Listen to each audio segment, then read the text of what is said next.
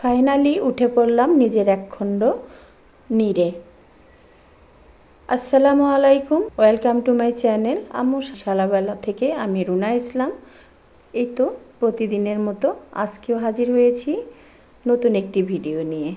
আর ওই যে আগেই বললাম যে ফাইনালি আল্লাহ তাআলার অশেষ রহমতে নিজের একখণ্ড নীড়ে উঠে পড়েছি। আসলে এমন একটা পরিস্থিতিতে বাসা পাল্টাইতে হবে কখনো কল্পনাও করি নাই। তো যাই হোক, সব কিছুই আল্লাহ তাআলার রহমত বা ইচ্ছা।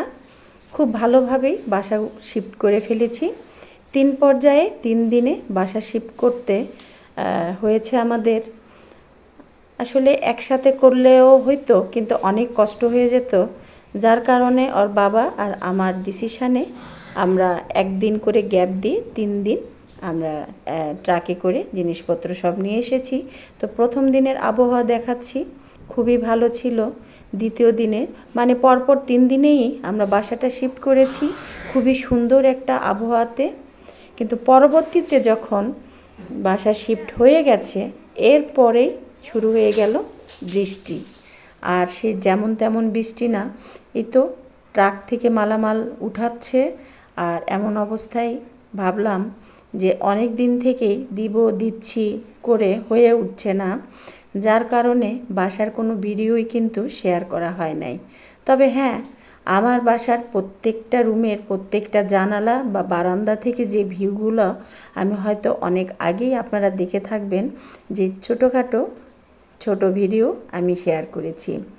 এই তো সব মানে লেবাররা জিনিসপত্র নিয়ে এসে এই রুম যেখানকার সেখানে সব জমা করছে। এরপরে আস্তে ধীরে হয়তো তারা খাট টাটগুলো লাগিয়ে দিবে। তো এটা ছিল প্রথম দিনের। আর প্রথম দিন কেমন রোদ ছিল আমি সেটাই দেখাচ্ছি। আর মানে কি বলবো, উঠবো করতে করতে না, এই মাস না, আর কিছু কাজ বাকি আছে, আর কয়েকটা দিন, এই করতে করতে অনেক বেশি সময় লেগে গেছে। সবচেয়ে বেশি সময় লেগেছে লিফটের জন্য।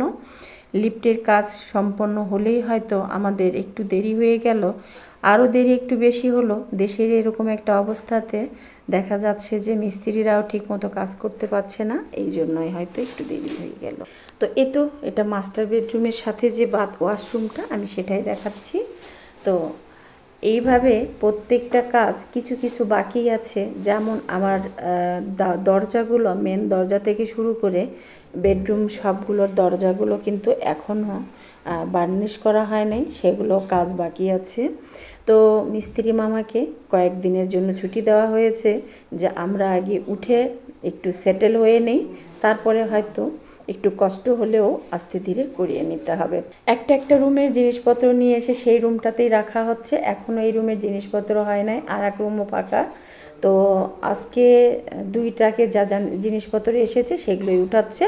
এইভাবে আমরা 3 দিনে 6টা ট্রাক নিয়ে জিনিসপত্র উঠিয়েছি। আর ফাইনালি তৃতীয় দিনে আমরা সবাই মিলে চলে এসেছি। তো এটা আর এক রুমের থেকে বাহিরের নাজারা। তো আমার প্রত্যেকটা বেডরুমের বারান্দা থেকেই কিন্তু খুব সুন্দর দৃশ্য, খুবই খোলামেলা এবং আলো বাতাসের কোনো কমতি নেই। আর এটা আমার 10 তলার আমি চয়েস করেছি। তো সেখানে কোনো ধরনেরই মানে আলো বাতাসের কোনো কমতি নেই, যেমন রোদ তেমন বাতাস তেমন, খুবই সুন্দর।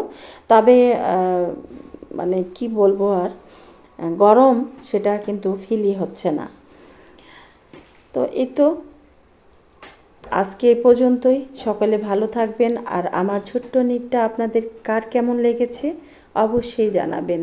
আসলে প্রত্যেকটা মানুষেরই স্বপ্ন থাকে, সেটা ছোট হোক আর বড় হোক, সেটা যার যার ইচ্ছা বা সামর্থ্য থেকেই। তো আমাদেরও ছিল অনেক দিনের স্বপ্ন, প্রত্যেকটা মানুষেরই থাকে। তো আল্লাহ তাআলা শেষ পর্যন্ত যে আমার স্বপ্নটাকে এইভাবে রূপ দিয়েছে, তার কাছে জানাই হাজারো শুকরিয়া। আর আপনাদের কার কেমন লেগেছে জানাবেন অবশ্যই, তাহলে হয়তো আরও একটু খুশিটা দ্বিগুণ হয়ে যাবে আমার। তো আবারও ভিডিও দিব এই বাসা আমার ছোট্ট নীড়টাকে নিয়ে, সব কিছু একটু গুছিয়ে নেই।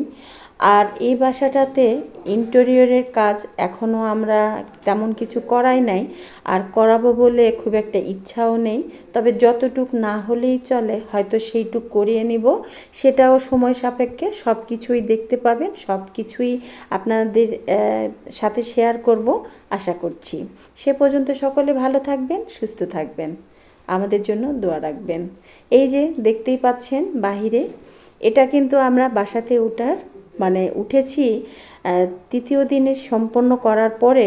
এরপরে দেখছি যে সন্ধ্যা থেকে শুরু হয়ে গেল মেঘ, হুরুম হারম বৃষ্টি।